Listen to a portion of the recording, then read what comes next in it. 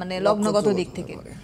হ্যাঁ, প্রথমেই আমি যেই বিষয়টা আমি বলবো, প্রথমেই আমি যখন প্রথম দিকে মানে বছরের শুরুর দিকে প্রোগ্রাম করছিলাম, শুরুর দিকে জানুয়ারি ফেব্রুয়ারি যখন শুরু করেছিলাম, তখন আমি কিন্তু একটা কথাই প্রথমে বলেছিলাম যে এই বছরটা হচ্ছে মঙ্গলের বছর।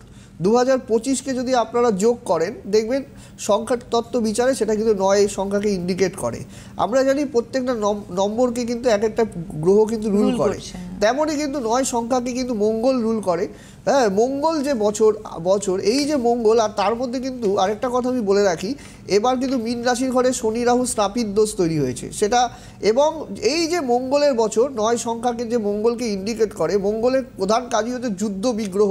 মঙ্গল কিন্তু দেখা যাবে, এখন যদি রাশি চক্র আমি খুলি, আমি যদি একটু রাশি চক্রটা একটু দেখাই, এই যে রাশি চক্রটা যদি আমি, এটা আমাদের দেশের নিরিখে এবং ন্যাচারাল জোডিয়াক সাইন যেটা আছে, হ্যাঁ, এবং এখানে দেখবেন আপনারা মঙ্গল কিন্তু কর্কটের ঘরে নিচস্থ অবস্থায় বসে আছে। এই যে কর্কটের ঘরে মঙ্গল নিচস্থ, আর এবং শনি রাহু মীন রাশির ঘরে একত্রিত, শনি রাহু এবং শুক্র কিন্তু সরে যাবে, কিন্তু শনি রাহুর যে কম্বিনেশনটা মীন রাশির ঘরে গোচরে চলছে, এবং মঙ্গল যেহেতু অগ্নিতত্ত্বের কারক গ্রহ, এই যে মঙ্গল যে মীন রাশির ঘরে গোচর, যে কর্কট রাশির ঘরে বসে আছে, এবং এই যে মঙ্গলের অবস্থান, মঙ্গল কিন্তু একটা সেনাপতি যার যুদ্ধ বিগ্রহ করা, এবং কর্কটে যখন মঙ্গল নিচস্থ হয়ে যায় তখন কিন্তু দেখা যায় যে দেশের পরিস্থিতি এবং বৈদেশিক আক্রমণ এগুলো কিন্তু বিশেষ পরিমাণে কিন্তু দেখা যায়।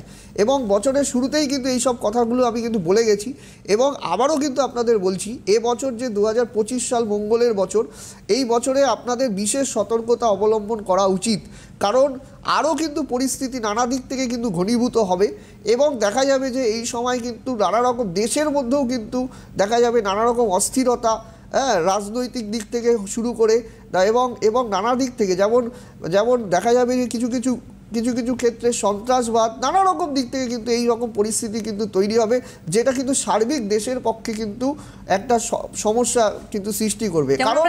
কারণ একটা কথাই আমি বলে রাখি, ভারতবর্ষ কিন্তু মকর রাশির দেশ। হ্যাঁ, ভারতবর্ষটা কিন্তু মকর রাশির দেশ, এবং মকর রাশির অধিপতি কিন্তু শনি, সে কিন্তু বসে আছে মীন রাশির ঘরে। এটা কিন্তু আমাদের ভারতবর্ষের সাপেক্ষে আমি বলছি, ভারতবর্ষে যখন মকর রাশির দেশ, এবং সেই শনি কিন্তু দেখা যায় মীন রাশি জলশ্রী রাশিগত হয়ে গেছে, এবং সেখানে কিন্তু শনি রাহু কম্বিনেশন তৈরি হয়েছে, এবং মঙ্গল তারপরে নিচস্থ হয়ে গেছে। বৃহস্পতি বসে আছে বৃষ রাশির ঘরে, বৃহস্পতিও কিন্তু শত্রুগৃহে বসে আছে।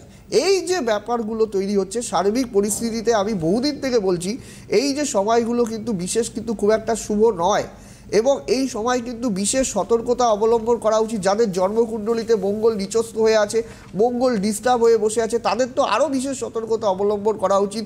যদি আপনাদের লং ট্যুর করেন, সেক্ষেত্রে আপনি দেখে নেবেন আপনার টাইমটা কেমন আছে। টাইম যদি ভালো না থাকে তবে না যাওয়াই ভালো, কারণ টাইম যদি আপনার ভালো না থাকে, ফেভারেবল না থাকে, তবে সেক্ষেত্রে কিন্তু ভ্রমণ করা, তারপরে আপনাকে বড় ইনভেস্টমেন্ট করা, নানা রকম সিদ্ধান্ত নেওয়া, এগুলো কিন্তু উচিত নয়। আর এই সময় কিন্তু দেখা যাবে যে বিশেষ করে কিন্তু এই যে উত্তেজনাকর পরিস্থিতি, উত্তেজনা যে সৃষ্টি হয়েছে, এটা কিন্তু মঙ্গলের প্রভাবেই কিন্তু সৃষ্টি হয়েছে।